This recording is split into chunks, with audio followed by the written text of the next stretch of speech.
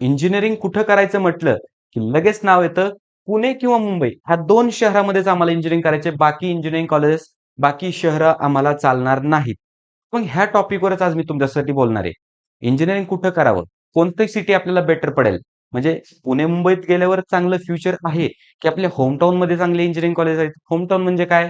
आपण जिथं राहतो तर त्या शहरामध्ये. थोडक्यात तुम्ही कोल्हापूरमध्ये असाल, तर कोल्हापूरमधले कॉलेजेस आहेत. तुम्ही जर अहिल्यानगरमध्ये जिल्ह्यात असाल, तर तिथं चांगले कॉलेजेस आहेत. तुम्ही जर सांगलीमध्ये असाल, तर चांगले कॉलेजेस नक्कीच आहेत. साताऱ्यामध्ये चांगले आहेत. मराठवाड्या साईडला जर आपण गेलो, तर नक्कीच चांगले कॉलेजेस आहेत. एचसीजीएस नांदेडसारखं तिकडे चांगलं कॉलेज आहे. ओके. त्याच्यानंतर शेगाव वगैरे ह्या भागात सुद्धा चांगले कॉलेजेस आहेत. छत्रपती संभाजीनगर तिकडे पण चांगले कॉलेजेस आहेत. मग चूज तरी काय करायचं? होमटाउनमध्ये इंजिनिअरिंग करायची, की पुणे आणि मुंबईसारख्या शहरामध्ये जायचं? नक्की कोणतं बेटर पडेल? याचा काही लाँग टर्म इफेक्ट आपल्यावर होईल का? प्लेसमेंटसाठी ह्या गोष्टींचा काही फायदा होईल का? बरं, खर्चाचा विषय काय? खर्च कुठं जास्त असेल, कुठं कमी असेल? ह्या सर्व गोष्टींबद्दल मी तुम्हाला माहिती देणार आहे. आणि थोडक्यात एक तुम्हाला निर्णय घेण्यामध्ये हेल्प करणार आहे. कारण फायनली सर्वस्वी निर्णय जो असणार आहे, तो तुमचा असणार आहे आणि प्रत्येक स्टुडंटचा निर्णय हा वेगवेगळा असणार आहे. त्याच्यामुळं मी तुम्हाला हेल्प करणार आहे. मग चला शेवटपर्यंत व्हिडिओ पहा आणि जर चॅनलवर नवीन असाल तर चॅनलला सबस्क्राईब करा. आता पहा कोणतीही गोष्ट असेल, तर तिला 2 बाजू असतात किंवा ॲडव्हांटेजेस आणि डिसएडव्हांटेजेस फायदा किंवा तोटा तिचा असतोच. बरोबर? मग आता आपण एकदा समजून घेऊया पुणे आणि मुंबईचे फायदे काय आहेत तिथं इंजिनिअरिंग केलं तर? त्याच्यानंतर तोटे काय आहेत? त्याच्यानंतर ज्यावेळेस आपण होमटाउन म्हणजे आपल्या शहरामध्ये, आपल्या स्वतःच्या शहरामध्ये ज्यावेळेस इंजिनिअरिंग करतो, तिथले काय-काय फायदे मिळू शकतात आपल्याला आणि तिथं इंजिनिअरिंग केले तर आपला काय तोटा होऊ शकतो? या सर्व गोष्टी मी तुम्हाला डिस्कस करणार आहे. तर त्याच्या आधारे तुमचं जे काही मत असेल, मी इंजिनिअरिंग कुठं करणार आहात तुम्ही? कोणते प्रेफरेबल सिटीज आहेत? तर हे मला कमेंटमध्ये नक्की सांगा. पहिली गोष्ट पुणे किंवा मुंबई 2 मेट्रो सिटीज आहेत. खूप चांगल्या सिटीज आहेत. इव्हन माझंही इंजिनिअरिंग पुण्यामधनं पी-आय-सी-टीमधनं झालंय. बरोबर. मग त्याचे काय फायदे आहेत? तर पहिली गोष्ट म्हणजे तुमच्या सभोवतालचं असणारं वातावरण. ज्यावेळेस तुम्ही पुण्याच्या एखाद्या चांगल्या कॉलेजमध्ये असता, तर सभोवताली जे मुलं असतात, इव्हन आता पी-आय-सी-टीमध्ये असतील मुलं किंवा व्ही-आय-टीमध्ये असतील किंवा सी मधली मुलं असतील. तो मुलगा असं साधं नसणार आहे. नक्कीच तो अभ्यास करून तिथं पोहोचलाय. मग ते एक वातावरण भेटतं. कॉम्पिटिटिव्ह वातावरण भेटतं. जिकडं पाहावा तिकडं अभ्यासाच्या गोष्टी चालल्यात, सगळ्या गोष्टी चालल्यात. प्लेसमेंट, करियर ह्या अपॉर्च्युनिटीज, कोडिंग. मग या वातावरणात तुम्ही घडता तिथं. तुमच्या 4 वर्ष त्या गोष्टी कानावर पडणार आहेत ना, मग त्या 4 वर्षात तुम्ही ऑटोमॅटिकली घडता. तुम्हालाही समजत नाही तुमच्यात कधी बदल झालाय. तुमच्या लँग्वेजमध्ये असेल, तुमच्या राहणीमानात असेल. कधीही बदल झालाय हे तुम्हाला सांगता येत नाहीये किंवा कळून पण येत नाही, पण बदल होतो. मग हा थोडासा फायदा आहे. असं नाही की आपण डायरेक्ट होमटाउनमध्ये समजा कोल्हापूरमध्ये आपल्यात काही बदल होणार नाही. होईल बदल, पण तो तेवढ्यापुरता राहील बदल. बरोबर आहे. कुठेतरी मर्यादा त्याच्यावर येईल. पण ज्यावेळेस पुण्यात येतो, तर त्यावेळेस पुण्यात सगळी मुलं आलेली असणार आहेत. मग सगळ्या गोष्टी आपल्याला तिथं थोड्याशा समजणार आहेत. बरं. त्याच्यानंतर पहा दुसरी कंपनीज. आता जॉबसाठी जर आपण पाहिलं इंजिनिअरिंगसाठी, तर मोस्ट कंपनीज ह्या पुण्यामध्येच आहेत. पुण्याला आपलं आय-टी हब मानलं जातं. पुण्यामध्ये आहेत, मुंबईमध्ये पण आहेत. बाकी सिटीजमध्ये एवढ्या कंपनी नाहीत. म्हणजे जॉबसाठी शेवटी आपल्याला पुणे, मुंबईकडेच यायचंय. मग अगोदर जर आपण आलो, तर तो फायदा आहे आपल्याला. म्हणजे हा एक फायद्याचा ॲडव्हांटेजचा पॉइंट आहे. त्यानंतर दुसरा म्हणजे काय? क्लासेस वगैरे. आता बऱ्याचशा मुलांना एम-पी-एस-सी, यू-पी-एस-सीची प्रिपरेशन करायची असते. गेटची प्रिपरेशन करायची असते. मग त्यांच्यासाठी क्लासेस कुठे अवेलेबल आहेत? ऑनलाईन आहेत. पण ऑनलाईन क्लासेसची आपल्याला माहिती आहे, आपण कशा पद्धतीने ते अटेंड करतो. मग ऑफलाईन क्लासेस आहेत. पुणे, मुंबई ह्या शहरामध्ये तुम्हाला भरपूर आणि चांगले-चांगले कोचिंग क्लासेस मिळतात. हा सर्व फायदा आहे. बरोबर. म्हणजे एकंदरीत पुणे आणि मुंबईचा तुम्हाला एवढा थोडासा फायदा मिळतो. बरं, पण आता ह्या गोष्टींचे तोटे पण आहेत. मग तोटे कोणते येतात? पहिली गोष्ट एक्सपेन्स. एक्सपेन्स. सगळेच पालक करोडपती नाहीत किंवा सगळेच पालक कसे तुम्हाला पूर्ण तुमची फी भरू शकतील किंवा एकदम व्यवस्थितरित्या भरू शकतील असं नाहीये. बरोबर. आता आपला जो ऑडियन्स आहे, माझे व्हिडिओ जे पाहतात हे सर्वसामान्य मिडल क्लास लोकं आहेत सगळी. ओके. मग असा एक हे होतो, ज्यावेळेस आपण समजा एक्झाम्पल घेऊया, की तुम्ही अहिल्यानगर एक टियर 2 सिटी आहे किंवा टियर 3 आपण त्याला म्हणू शकतोय किंवा आणि पुणे ही टियर 1 ची सिटी आहे. ह्याच्यामध्ये जर आपण फरक पाहिला ना, जास्त नाही 100 किलोमीटरचा फरक आहे. फक्त आणि ज्यावेळेस आपण प्राइजेसमध्ये फरक पाहूया, फ्लॅटचे रेंट असतील किंवा मेसचे रेंट असतील, ओके. तर हे खूप जास्त आहे किंवा दुपटी-तिपटीचा फरक आहे. मग एक्सपेन्स खूप होतो. खर्च तुमचा पुणे आणि मुंबई ह्या शहरामध्ये खूप होतो. पैसा कुठं जातो हे तुम्हाला समजत नाही. कारण 4 वर्ष मीही राहिलेलो आहे. कुठं खर्च होतो हे समजत पण नाही. पण खर्च होतो आणि नक्कीच तुमच्या होमटाउनपेक्षा पुणे किंवा मुंबईमध्ये खर्च तुमचा हा जास्त असणार आहे. त्याच्यानंतर दुसरी गोष्ट म्हणजे काय, की तुमच्या घरापासून दूर असणार आहे. नक्कीच घरापासून दूर असणार आहे. बरोबर. मग ह्या सगळ्या गोष्टी आहेत आणि त्याच्यानंतर पुणे आणि मुंबईचे तोटे जर आपण पाहिले ना, तर अजून काही तोटे आहेत. ओके.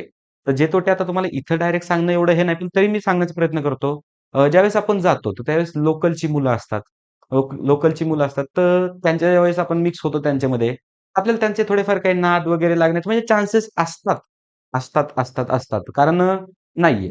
पुणे आणि मुंबईचं ज्यावेळेस ग्राउंड रिॲलिटी आपण पाहूया, तर त्यावेळेस तुम्हाला ती कुठेतरी एक मनाला हळवं करून सोडणारी आहे. त्याच्यामुळं हा एक डिसएडव्हांटेज तिथं आहे आणि दुसरी गोष्ट पॅरेंट्सचं लक्ष कुठं राहतंय. समजा जर तुम्ही नगरमध्ये असाल, ओके. मुलगा तुमचा पुण्यात शिकतोय, ठीक आहे. तुम्ही फोनवर बोलाल, व्हिडिओ कॉल कराल त्या सोबत, बरोबर. पण मुलगा ॲक्चुअलमध्ये काय करतोय हे पॅरेंटना समजतंय का? नाही समजत आहे. बरोबर आहे. मग तो खूप मोठा प्रश्न आहे. पण त्याचऐवजी जर मुलगा तुमच्या घरी असेल आणि घरनं तो अपडाऊन करत असेल कॉलेजला, तर त्यावेळेस नक्कीच तो तुमच्या काही वेळ का होईना तुमच्या कंट्रोलमध्ये असतोय. मग ह्या पण गोष्टी आहेत. म्हणजे हा थोडासा तोटा आहे किंवा हे व्यक्तिगत प्रत्येक स्टुडंटबद्दल हे ठरवायचं असतं आणि हे पॅरेंट्सने ठरवायचंय, की आपल्या मुलाला पाठवायचं की नको. आपला मुलगा जर तुमचा विश्वास असेल ना मुलावर आणि मुलगा त्या विश्वासाला पाईक होत असेल, तर मग काही अडचण नाही. पण तुमच्या मनामध्ये जर किंतु असेल, तर हे शहरं तुमच्यासाठी ओपन आहेत. लक्षात ठेवा, हे शहरं तुमच्या मदतीसाठी ओपन आहेत. इथं मुलाचा कधीही पाय घसरू शकतो तुमच्या, कारण त्या पद्धतीच्या गोष्टी त्यांना प्रोत्साहित करणार आहेत. कॉलेज लाईफमध्ये पार करणार आहेत, तर कॉलेजच्या बाहेरच्या लाईफमध्ये पण करणार आहेत. त्याच्यामुळे कंट्रोल असणं गरजेचं आहे. मग तुम्हाला डिसएडव्हांटेजेस कळले? ओके. त्याच्यानंतर आता पुढची गोष्ट. पुढची गोष्ट सांगण्यापूर्वी आपल्या काउन्सिलिंगबद्दल थोडंसं जाणून घ्या. आपली प्रीमियम बॅच आहे, क्लासिक बॅच आहे आणि ह्या सर्व गोष्टी हे पहा काउन्सिलिंग म्हणजे काय? तर फक्त एक चांगलं कॉलेज मिळवणं नाही. काउन्सिलिंग म्हणजे काय? तर सर्व गोष्टींचा व्यवस्थित आढावा घेणं. प्रत्येक स्टुडंटला जाणणं, त्याच्याशी बोलणं, त्याच्याशी मैत्री करणं. मग तो कशाचे एबल आहे, त्याला काय निर्णय घेतलेला त्याचा बेटर राहू शकतो. ह्या सगळ्या गोष्टी आम्ही या बॅचेसमध्ये प्रोव्हाईड तुम्हाला करतोय. त्याच्यामुळे हे नंबर वगैरे इथं आहेत. डिस्क्रिप्शनमध्ये डिटेल्स आहेत. तर नक्की जॉइन करा. बरं. त्याच्यानंतर ना आता पहा महत्त्वाचा मुद्दा म्हणजे काय? होम टाउनचे एडव्हांटेजेस. होम टाउनचं पहिलं एडव्हांटेजेस आहे खर्च. खर्च कमी होतो. ज्यावेळेस आपण पाहतो ना, अहिल्यानगर असेल किंवा समजा जे टियर 2, टियर 3 च्या सिटीज आहेत किंवा साताऱ्याचं एक्झाम्पल घ्या. 1 बीएचके फ्लॅट साताऱ्यामध्ये कितीला मिळतोय? ₹5,000 ला 1 बीएचके फ्लॅट. म्हणजे भाड्याने म्हणतोय मी तुम्हाला. आणि त्याच रेंजचा फ्लॅट आपण पुण्यामध्ये ज्यावेळेस बघतोय, कात्रज वगैरे किंवा शिवाजीनगर एरियात. कात्रजमध्ये तो 10,000 ते 15,000 पर्यंत मिळतोय रेंटनं आणि शिवाजीनगर एरियात आपण ज्यावेळेस जातोय, तर त्यावेळेस त्याचं रेंट 20,000 ते 25,000 होतंय. म्हणजे हा फरक आहे. पिंपरी चिंचवडमध्ये ज्यावेळेस जातो, तर त्यावेळेस नक्की तो जास्त होणार आहे. म्हणजे पहिला मुद्दा म्हणजे काय? तर होम टाउनमध्ये तुमचं एक्सपेन्स हे कमी असतं, खूप कमी असतं. जर मेस पाहिली आपण, साताऱ्यामध्ये मेस जर पाहिली, तर एक 2,500-3,000 च्या दरम्यान आहे. पुण्यामध्ये जर त्याच क्वालिटीची चांगली मेस जर आपण पाहिली, तर 4,000-4,500 पर्यंत आहे. ह्या सगळ्या गोष्टी येतात. ह्या सगळ्या गोष्टी आहेत. त्याच्यानंतरनं दुसरी गोष्ट म्हणजे काय? तर better college at low score. हे ना होम टाउनमध्ये अपॉर्च्युनिटी नाही असं नाहीये. सांगलीचं वालचंद कॉलेज आहे, दी बेस्ट आहे. त्याच्यानंतरनं जर आपण पाहिलं कोल्हापूरचं के-आय-टी दी बेस्ट आहे. इस्लामपूरचं आर-आय-टी दी बेस्ट आहे. त्याच्यानंतरनं जर आपण पाहिलं कुठं जर समजा अहिल्यानगर साइडला पाहिलं, तर अमृतवाहिनी कॉलेज चांगलंच आहे. संजीवनी कॉलेज चांगलंच आहे. प्रवरा कॉलेज चांगलंच आहे. त्याच्यानंतर ज्यावेळेस आपण नांदेड वगैरे तिकडं पाहतो, तर एस-सी-जी-एस नांदेड चांगलंच आहे. त्याच्यानंतरनं आपण शेगावचं गजानन महाराज कॉलेज पाहतो, ते पण चांगलंच आहे. त्याच्यानंतर आर.सी. पटेल शिरपूरचं ते कॉलेज आहे, ते पण चांगलंच आहे. नाशिकमध्ये जर आपण पाहिलं, तर नाशिकमध्ये के.के. वाघ सारखं कॉलेज आहे, ते पण चांगलंच आहे. त्याच्यानंतर एम.ए.टी. भुजबळ सारखं कॉलेज आहे, ते चांगलं आहे. संभाजीनगरमध्ये जर आपण पाहिलं, तर गव्हर्नमेंट संभाजीनगर दी बेस्ट आहे. देवगिरी कॉलेज आहे, ते पण चांगलंच आहे. बरोबर आहे. म्हणजे चांगले कॉलेजेस आहेत. होम टाउनमध्ये सुद्धा चांगले कॉलेजेस आहेत आणि झालंय असं सगळे म्हणजे सर्व मुलं काय करतात, पुणे-मुंबईकडे पळतात. त्याच्यामुळे पुणे-मुंबईच्या टियर 3 चे कॉलेज पण कट ऑफ खूप जायलेत आणि त्याच्यामुळे अजून एक बेनिफिट कसा होतोय, की जे बाकीकडले कॉलेज आहेत आउटसाइडचे, तर ते चांगले असून सुद्धा त्यांचे कट ऑफ कमी जातायत. मग ते कॉलेज आपल्याला कमी पर्सेंटाईलवर पण मिळू शकतंय. हा एक नक्कीच खूप मोठा फायदा आहे. हा पण लक्षात घ्यायला पाहिजे. आणि दुसरी गोष्ट खर्च वगैरे झाला, पण घराच्या जवळ राहताय तुम्ही. जवळ राहताय घराच्या तुम्ही. आता मला सांगा ना, एखादा मुलगा जर यवतमाळ वगैरे तिकडनं जर पुण्यामध्ये येत असेल, किती दूर झालं ते? किती दिवस टाईम लागतो ना त्याला जायला यायला. बरोबर आहे. नक्कीच 650-700 किलोमीटर ते असणार आहे. त्याला टाईम लागणार आहे. पण त्याच ऐवजी त्याने जवळपास जर पाहिलं, तर तो नक्कीच लवकर पोहोचू शकतोय किंवा काही इमर्जन्सी असेल, तर लवकर घरी रीच होऊ शकतोय. मग ह्या सगळ्या गोष्टी आहेत. कारण आपल्याला 4 वर्ष त्या ठिकाणी राहायचंय. त्याच्यामुळे सगळा व्यवस्थित आढावा घेणं गरजेचं आहे. बरं. त्याच्यानंतर ना आता होम टाउनचे डिसएडव्हांटेजेस. एडव्हांटेजेस पाहिले आपण पाहिले. त्याच्यानंतर डिसएडव्हांटेजेस म्हणजे काय? कॉम्पिटिटिव्ह एन्व्हायर्नमेंट हे थोडंसं कमी असतं. Competitive environment. कारण सगळे एका टाइपचेच मुलं असतात. आता कॉम्पिटिटिव्ह एन्व्हायर्नमेंट वालचंदला कमी आहे का? तर नाही. कॉलेजेसवर डिपेंड आहे ना. वालचंदला कमी नाहीये, गव्हर्नमेंट संभाजीनगरला कमी नाहीये, एस-सी-जी-एसला कॉम्पिटिशन आहेच. पण ज्यावेळेस आपण दुसरी कॉलेजेस पाहतो, तर थोडी कॉम्पिटिशन किंवा नाही, ते गोष्टी सूट होत नाही. त्याला एक मन परफेक्ट बसते, की वासरात लंगडी गाय शहाणी. बरोबर. मग त्या गोष्टी तिथं असतात किंवा समजा आपण म्हणतो ना, की एकदा पुणे-मुंबईमध्ये गेल्याशिवाय आपल्याला कळत नाही आपण किती पाण्यात आहे. मग त्या गोष्टी काही अंशी खऱ्या आहेत.